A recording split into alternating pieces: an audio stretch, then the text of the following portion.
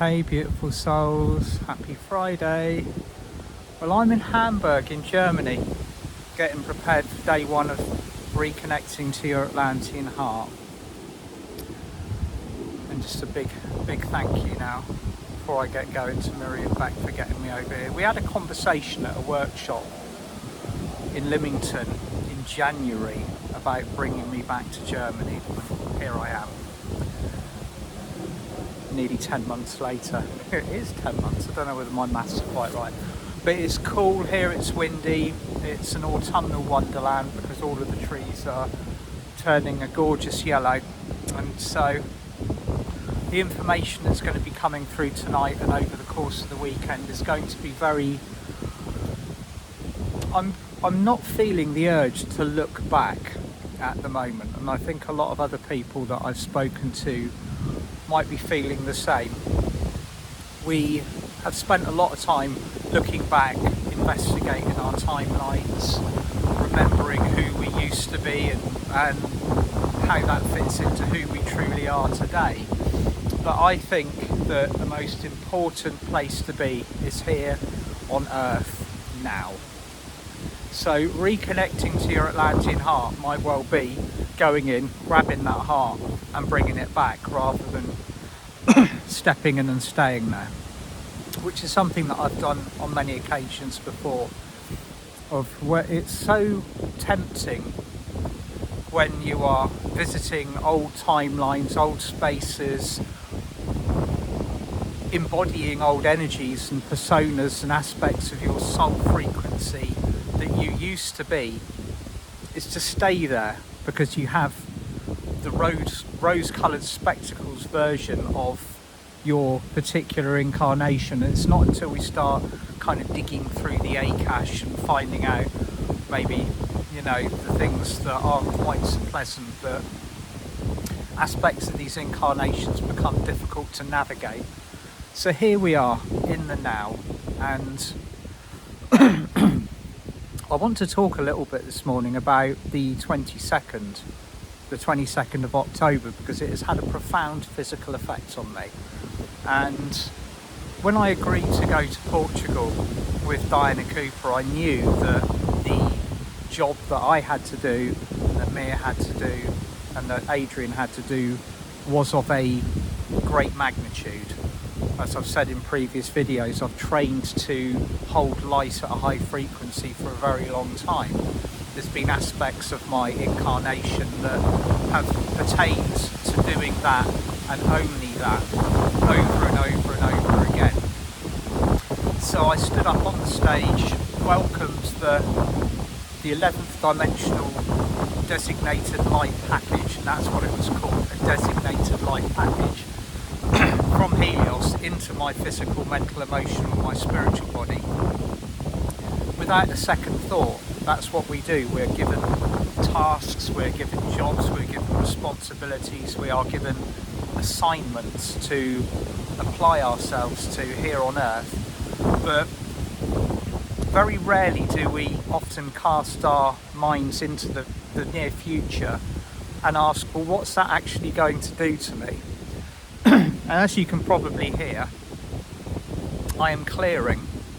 My body has responded in a way that has really got my attention. The immediate after effects of the receiving the light package on the 22nd, I mean, those of you who saw the video, I was there with my arms raised, welcoming the light in, anchored it in, and I couldn't have done it by myself.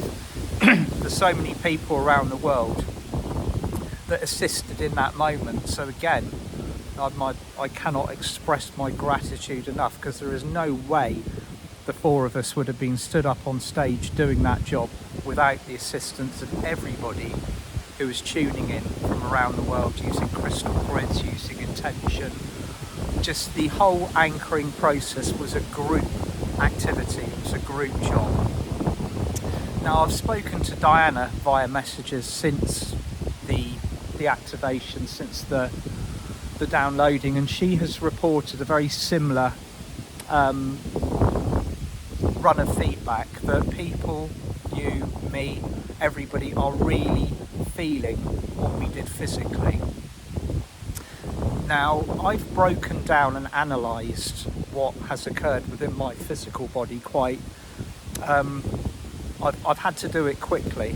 As you can see, I'm in Germany now, but my physical body has told me to stay in bed, to not move, to be completely still, and that hasn't been an option. So how do we navigate circumstances when our bodies say enough, time out?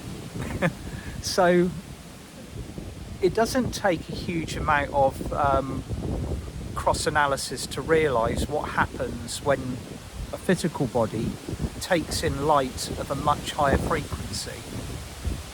It was, I admit, a bit of a mystery to me previously. We've talked about it for years. We've seen all of these frequencies and this light and an entirely new structure being built from our reality around us over the last decade. And all of us have had a very physical process to navigate this. We've cleared our Akash, we've dealt with our generational and our ancestral trauma, we've raised our frequency, I can only say slowly but surely, steadily. So we've absorbed light, we've integrated it, we've moved up, we've moved forwards, we've done it in steps and stages, and that has got us used to a pace that isn't necessarily comfortable, but it's doable.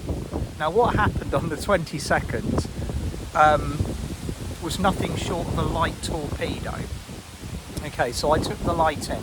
It came in through my solar junction, my stellar gateway, moved all the way down through my soul star, my causal, crown, third eye, throat, all of the lower chakras to be anchored into the earth. And when that light passed through me, it put everything within my body, my nervous system, my meridians, my divine lines, into a state where it was on high alert.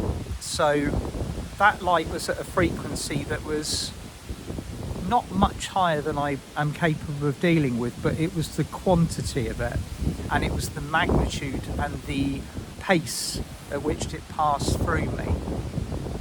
So since then, my body has responded a certain way. It's gone into inflammation.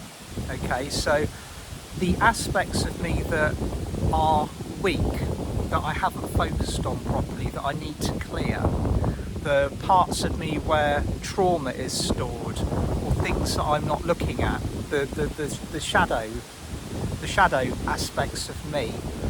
And my weak spots have always been my hip and my lower back, my lungs and my throat.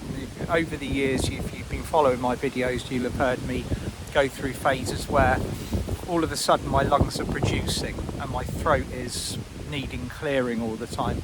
That is something which I return to again and again, because that is my weak points. Now, every single one of us on this ascension pathway, navigating this incredible acceleration that we're going through, will have weak points. Okay, if you're listening to me here and saying, I have no weak points, then kudos to you. Okay, brilliant, you've done the work. Either that, you've incarnated in a body that's clean and clear and has nothing to do, so to speak. In many cases, some of the younger children that are coming through now will have that. They will have that privilege. They're coming through with a clean sheet. They're coming through simply to change the world. But for people like me, who've been on this earth now for 51 years, I was born and you were born into a time where we had a job to do, and that job was to be the end of the wheel of karma, to be the end of the line with the generational trauma, to have very 3D experiences before we woke up, and that were probably the triggers for our wake up. So that light passed through my body and it highlighted absolutely everything that I needed to deal with. Everything. No stone was left unturned. Everything erupted simultaneously. And that really caught me by surprise, because I thought I'd done the work. I'd done months and months, if not years, of light training, so I always push myself a lot further and a lot harder than I need to. If there's a light quotient to be integrated, I'll be doing 10% higher. If there's an additional chakra being opened, I'm on it. And that started in 2003 when Diana Cooper first brought through the 12 chakra system. She identified the chakra system that we used in Golden Atlantis and brought the information through. So that consisted of the stellar gateway, the soul star, the causal, the crown, the third eye, the throat, the heart, solar plexus, navel, sacral, base and earth star. So that's considerably more than the primary 7 chakra system that we were born with. All of a sudden we have all of these new energy nexus centers within our bodies to be dealing with, and they produce a new platform of energy. They produce a new reality for us to work in, because having restored our original 12 chakra Atlantean Ascension system, it's catapulted us into a completely new frequency. So in 2003 I got hold of that information that Diana brought through, and I thought, that is what I want, and I want it now. Okay, so I went through a 6-month intensive of installing and activating these chakras on a daily basis. I did it over and over and over again, and the one that I got stuck on typically was the sacral. I used to bring the column down, used to reach the sacral, and then the bloody lot used to bounce back out again, and I'd be like, great, I've got to start again. So I did it, and I did it until it actually stuck. Now when I did that, that was 10 years before the actual activation of the 12 chakra blueprint, which occurred in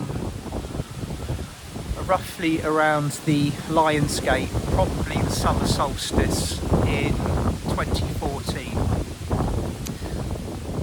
And again, at that particular time, my body had a profound reaction to it. I went overnight from being a very, very fit racing cyclist to having a heart rate of 160 beats a minute when I walked up the stairs. And that, I believe, was the first kind of, it was the first little trip into the world of Ascension symptoms. I repeatedly went to the doctor to find out what was going on, and the doctor could find nothing wrong with me. He said, you're as fit as a horse, nothing, your blood pressure's fine, you don't have any viruses, you haven't got any allergies being triggered at the moment, but I can clearly see that there is something wrong with your body, because your body is producing far too many white blood cells for it not to be. It thinks it's being attacked. So in bringing this new high frequency chakra column into my body deliberately, with intention, and insisting that it stayed there, and changing my own personal vibration to be much higher than the surrounding, my surrounding vicinity, the initial response from my body and my nervous system was to believe that it was being attacked. So that, my lovely souls, is exactly what happened when that light came in on Saturday the 22nd. Of my beloved physical body that I love dearly, and I'm trying every day to love it more, to honour it, to respect it, to be aware of my nervous system and how far I push it, the things that I require of it. Now I am going to have to really look at how I cope and manage the vibration within myself. And many of you will also now be in this situation, because when we anchored that light on the 22nd, we didn't just do it individually, we did it collectively. So every single one of you listening to this, in some way, whether you were part of the day or not, would have been in receipt of this incredible shift in vibration. So you might now be listening to me thinking, yes, I'm cleansing, my nervous system has kicked off, the chakras within my body are shouting loudly, look at me, there's something that needs clearing. And for want of a better words, and with the assistance of my lovely friend Claire Taylor, who I've mentioned before, been working on lovingly restoring the divine lines and the meridians within my body, because they needed bringing into a state where they are in alignment with the new frequency that I'm holding. So as I'm speaking these words, as you're listening to me, and the light bulbs may or may not be coming on, this is what we all need to be doing. We all need to be lovingly taking our physical selves into this new frequency. If you are holding a new light, if you are anchoring a new frequency, if you are working on being your highest self, then your body is going to require you to bring the rest of you into alignment. Now, you might have already done this. I might be speaking to you and you're like, yeah, done it, been there. I've already taken those precautions. But there are many of us also that have been repeatedly caught unawares by the power of this year. It wasn't just the 22nd. It began in January. The second the gateways opened after the December solstice, there have been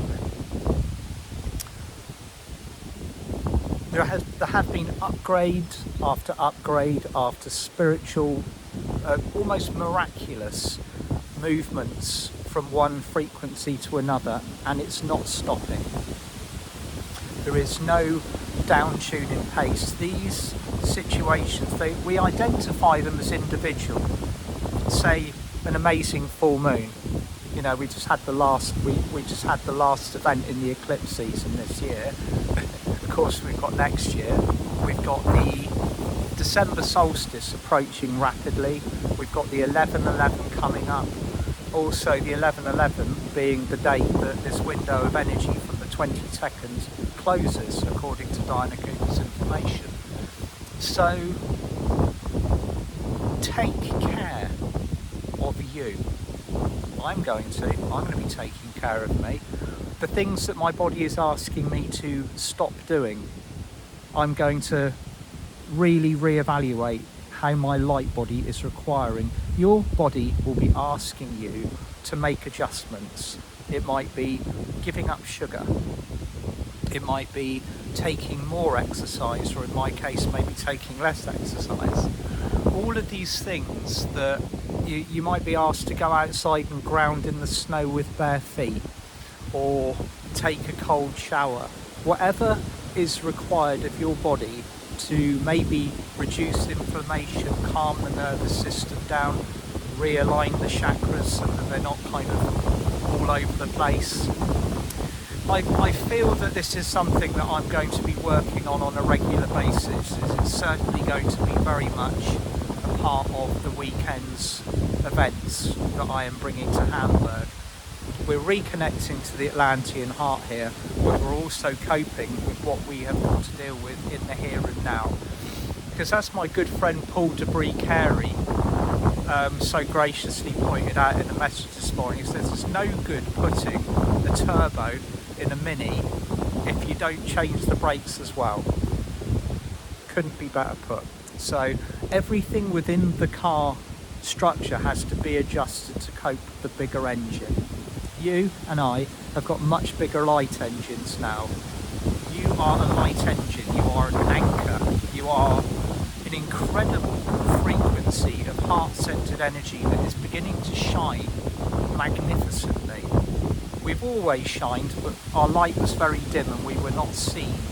And this was a deliberate choice. We navigated the third dimension for well over 10,000 years, learning all about what human beings were and how they could function when we were removed of our divine connections, only had just kind of little tiny glimpses into the higher realms, and how we respond to that. That's what third dimension was all about. If you've ever asked why we would have chosen to learn for 10,000 years at a third dimensional frequency after the fall of Atlantis, Source wished to see what physical humans or masters in human form did when they had all of their memories removed, when they were reduced to a 7 chakra function, which is barely functional on a spiritual level. If you think about our connectivity and the tools that we used to have available to us, and we learnt so much. We learnt a lot about human nature, about what happens when ego rules. So much came through in that 10,000 years. It was so interesting. But we're no longer there anymore. We are beginning to fly with angelic wings, or dragon wings, or seraphim wings, or unicorn wings, depending on which form of flight you wish to take. So, if you're here in Hamburg with me, I'm really looking forward to seeing you this evening. It's going to be a nice relaxed introduction to the weekend, and then we're going to dive in really deep tomorrow. And for those of you in the UK, on the 11th, the 11th of the 11th, sound like a bit of a tongue twister, I'm in Emsworth in Hampshire, and that will be my final live event of the year until I head off to Helsinki in the third week of January. So hoping to see you there, and I'm going to go enjoy a bit of a walk, get some wind through my aura, my fields. Sending you all so much love. I'll be recording another video from here on Monday before I head back home.